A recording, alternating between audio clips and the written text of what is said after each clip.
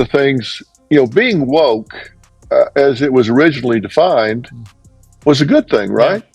Because being woke described having sensitivity to those that had greater challenges in their life, whether it was physical disabilities or facing social challenges or whatever. And being sensitive to that was a good thing. But I think it has been weaponized. I think it has been turned on its head, and people are now pursuing narratives that are trying to hijack core values in this country. Dr. Phil is reportedly frustrated with Oprah Winfrey's recent focus on what he sees as a woke agenda, a shift that's causing tension between the two. Despite Oprah's crucial role in launching Dr. Phil's career, their views on cultural and political issues seem to be clashing. This difference of opinion hints at a deeper divide, straining their long-standing relationship.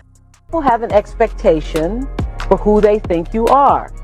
When you start to exceed that expectation, they start to go into who does she think she is, or who does he think he is. Dr. Phil and Oprah's close relationship goes back to the late 1990s. It all started in 1996 when Oprah hired Dr. Phil's legal consulting firm, Courtroom Sciences Incorporated, to assist her with a lawsuit, impressed by his expertise. Soon after, she invited him to appear regularly on her show as an expert in psychology and relationships, helping him become a familiar face to millions. I've never said before is he knew he was dying. His heart was failing. It was not repairable. And he had gone to the doctor for a follow-up visit. He came home and I went by and I said, "So what'd they tell you?" And he said, "Well, let's just put it this way, don't buy me any green bananas." And that was his way of saying, not gonna be around long. Don't have much to go. Yeah. And I remember that day he told me,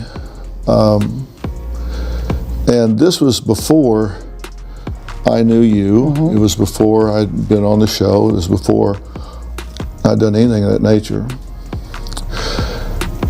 He said, "I don't know how you're going to hear." Dr. Phil's popularity on Asterisk, the Oprah Winfrey Show Asterisk, inspired Oprah to help him launch his own talk show, Asterisk, Dr. Phil Asterisk, in 2002 through her company, Harpo Productions. The show quickly became a hit, establishing Dr. Phil as a major television personality. Elect the people that shut the schools down or were they appointed? Yes, of course we did. No, we didn't. Well, we didn't elect Trump and Biden?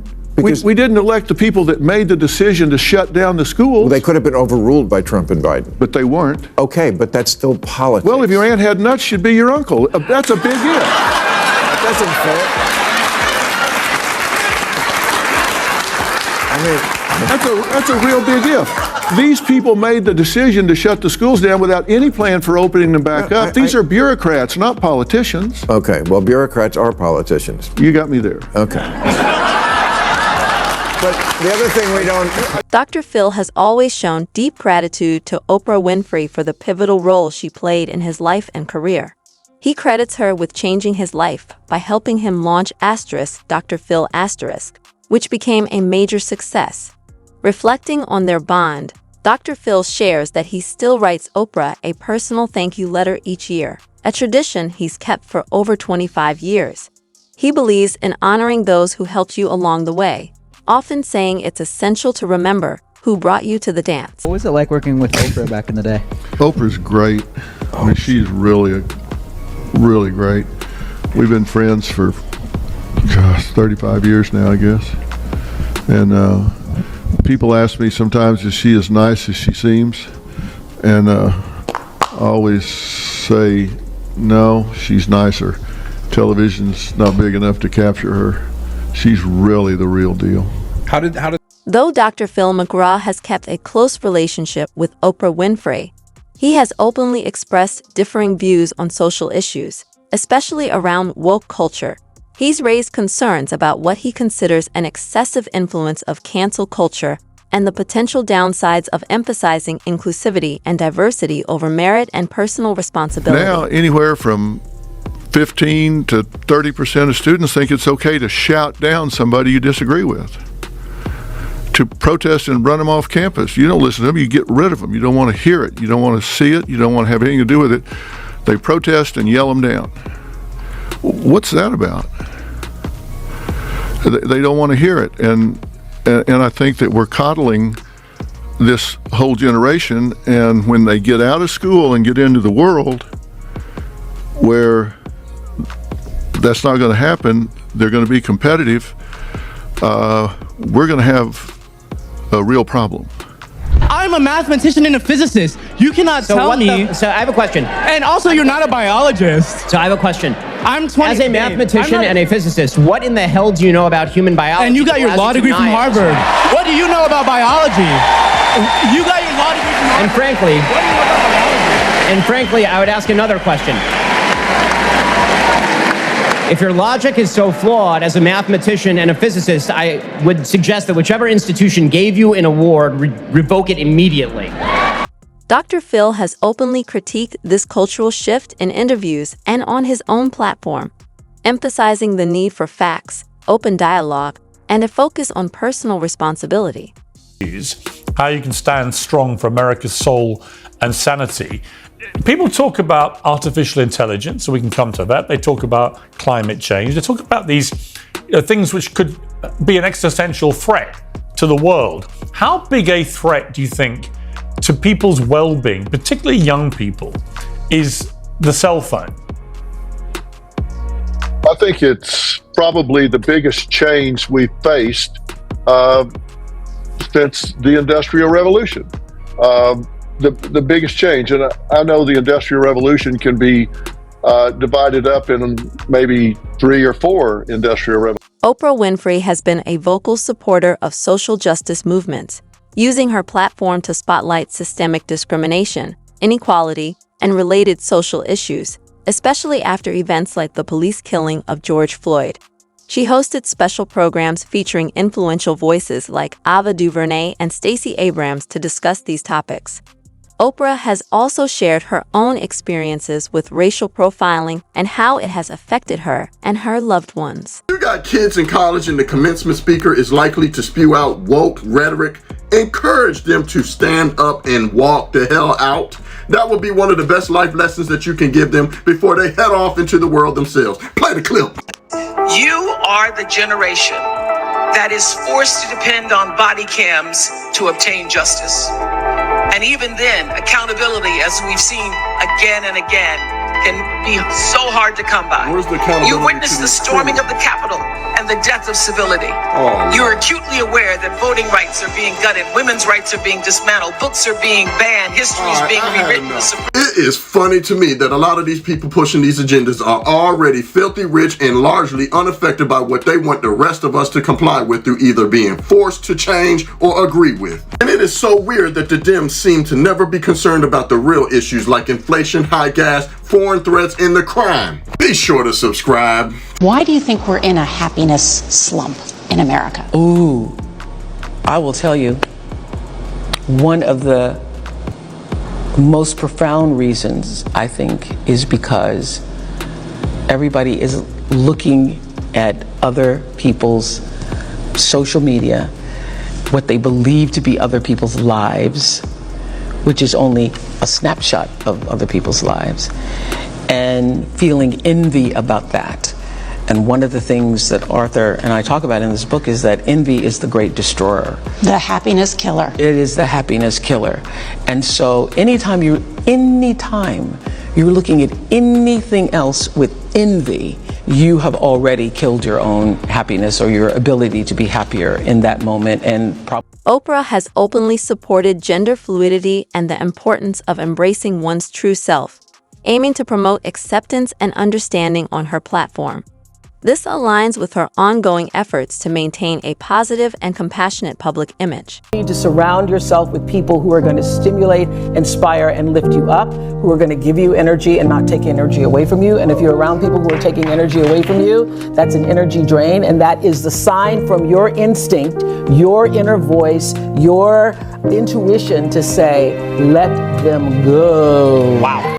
While Oprah Winfrey is widely known as a champion for social justice and equality, she has faced criticism over her treatment and compensation of some Black artists involved in her projects.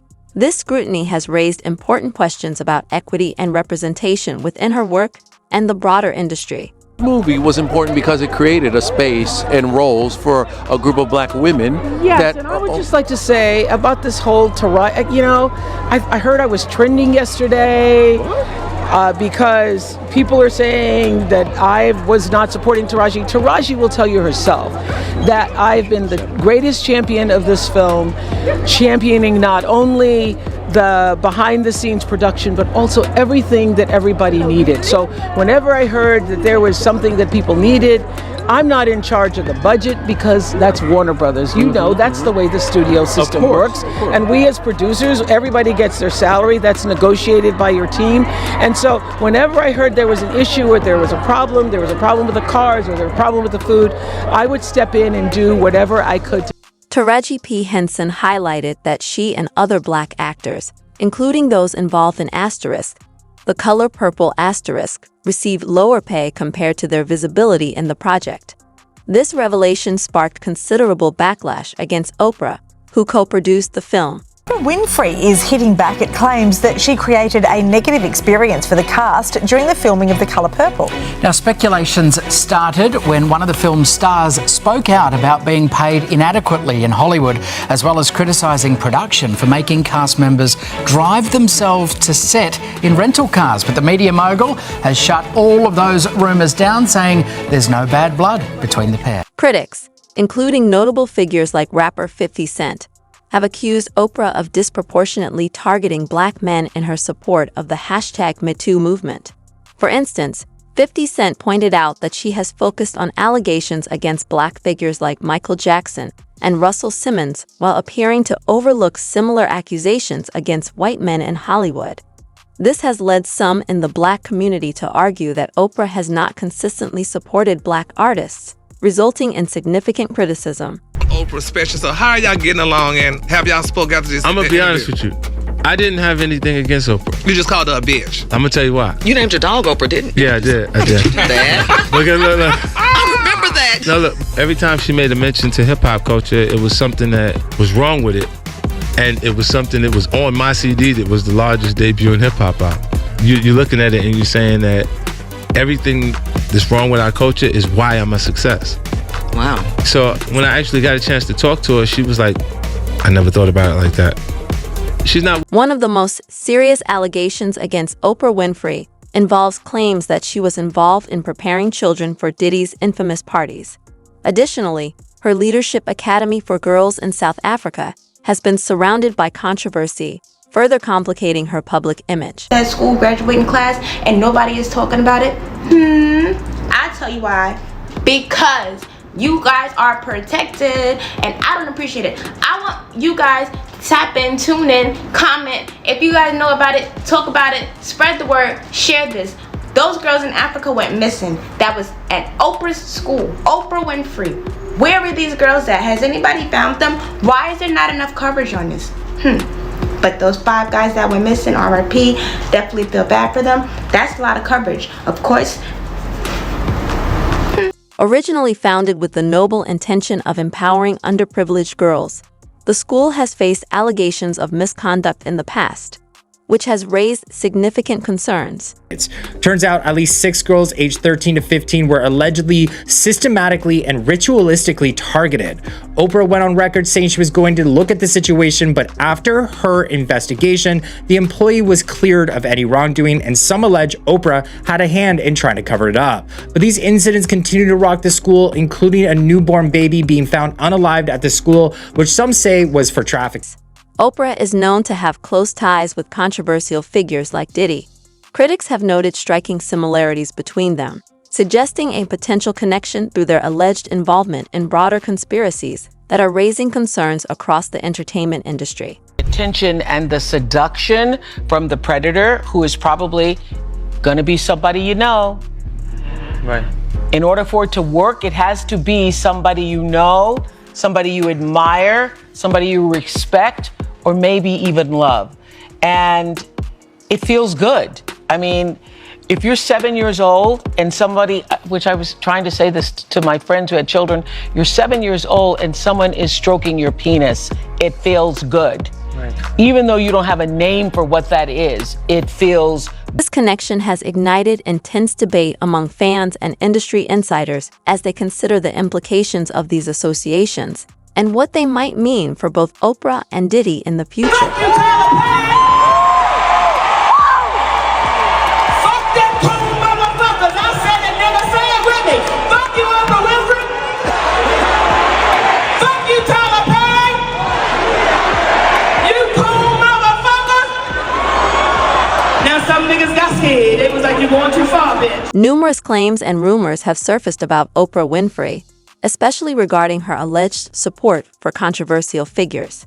This has raised eyebrows and sparked heated debates among fans and critics alike.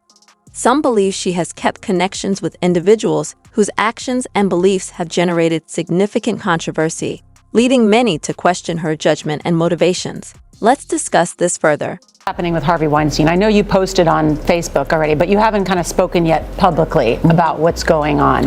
I think that this is, I'm always trying to look for the rainbow in the cloud, whatever is the silver lining.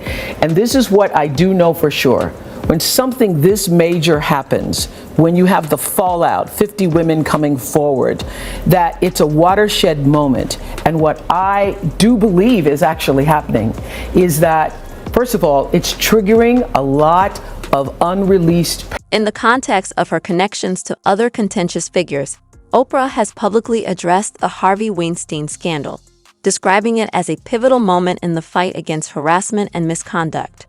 Her remarks highlight the importance of open discussions about these critical issues and advocate for accountability and change within the entertainment industry. Repressed anger, guilt, and suffering that a lot of women have had. I happened to be on set with several actresses the other day, and we were filming some things, and they hadn't slept over a period of 2 or 3 days, and I was like, what is that? I said, oh, you guys are suffering from PTSD. And when you start talking about it out loud too, everybody has a story. Everybody has a story, and so I think this is a watershed moment. And if we make this just about Harvey Weinstein, then we will have lost. She is also well known for her body positivity movement and motivational speeches that encourage people to embrace self-acceptance and love themselves as they are. Next vice, next vice. However, her recent dramatic weight loss has led some to speculate that it may be part of a larger agenda, raising questions about the consistency of her body positivity message. That Epstein client list is going to become public, and some of those billionaires behind Kamala are terrified of that outcome. Do you think Reid Hoffman's uncomfortable? Yes, and Gates. And Gates. Yeah, I mean, he's terrified of a Trump victory. I think he is concerned about the Epstein situation. There are a lot of videos, apparently. Those rooms on the island, I think out in New Mexico, were wired for video. Right. And where's the video? I mean, between Diddy and Epstein, it's good. There's probably several thousand hours of footage. Some critics claim that Oprah has used weight loss medications, raising concerns about the implications of her dramatic transformation during one of her shows. They allege that she encouraged viewers to consider these medications without fully disclosing their potential side effects. This has led to accusations that she is promoting a misleading narrative about weight loss and health. Here's Oprah. A couple of days ago, she did a wonderful show about fat shaming and how nobody should be fat shamed or being shamed into being overweight. And she stressed the important points of getting rid of weight. And there are multiple ways of getting rid of weight, and everybody has their own way to get rid of weight. Some people want to diet and exercise, and that's fine for them, and more power to them, and let them do that. Some patients do better with a gastric bypass, sleeve, etc., and more power to them, and some patients prefer to lose the weight that way. And there are a subset of patients, too, who want to lose weight with these medications, these new GLP-1s, which are fantastic, things like Ozempic, which she has admitted to being on, Zepbound and Ozempic, all these medications which are fantastic, FDA approved, and really, really work. So no more fat shaming, please, and however you want to lose the weight is good by me and is good by Oprah. Critics argue that her influence could pressure individuals to pursue similar methods without understanding the risks involved. Undermining her message of self-acceptance as a prominent figure, her choices carry significant weight, prompting a deeper examination of the ethics surrounding her health advocacy. Matter of time after Oprah, who's on the board of Weight Watchers, admitted that she's on Ozempic, she has now left her position on the board of the weight loss company as Weight Watchers stock plummets and weight loss medication skyrockets. Of course, the lawsuits for these weight loss drugs are growing by the day and are being completely buried by the mainstream media, who get advertising money from Big Pharma. I have a feeling that Oprah is going to be regretting this promotion sooner rather than later, and I hope she doesn't get stone stomach. If you saw the Hulu special with Oprah, it basically looked like the manufacturers paid her to promote it. Basically, no one really, they touched about the side effects, but they didn't really go deeper than just being like, well, you might be nauseous and, you know, you might have stomach issues, but, you know, it could just be the diet change. Well, I mean, they come across as trying to be some sort of neutral reporter, which is certainly not the case, because there's a major federal lawsuit consolidated from the entire United States into one court because there are going to be so many cases, and they did not mention it. Not where I'm putting on all these clothes and saying I'm going to the NBA All-Star game, and you know, should I wear this or should I wear that? They said as soon as that camera stops, I carefully take those clothes off because I don't own them. I have to take them back to the store. I'm not going to the NBA All-Star game. I'm going to sit on the couch in my sweats just like everybody else. You've seen it. There's that private jet thing. That private jet thing in Santa Monica. They rent that out by the 15 minutes. And then at this point in time, I was in a special unit of CBS. It consisted of Dr. Phil, Oprah Winfrey, Judge Judy, and Judge Joe Brown. And there was a guy named Roger King who discovered Oprah and Phil that CBS brought in when he... Homie got an eye for talent. Homie he better than the dude Adam Sandler just played. Brought in Phil and Oprah, and they gave him me and Judy. He called me to a side and he said, man, they're doing you wrong. See, he wasn't a Hollywood type. Look, he said he put it in a lot of the celebrities, and they said somebody came to them and was like, yo, this ain't right. It ain't right, man. The former pro football player, and he inherited this from his dad, who invented TV syndication. He said,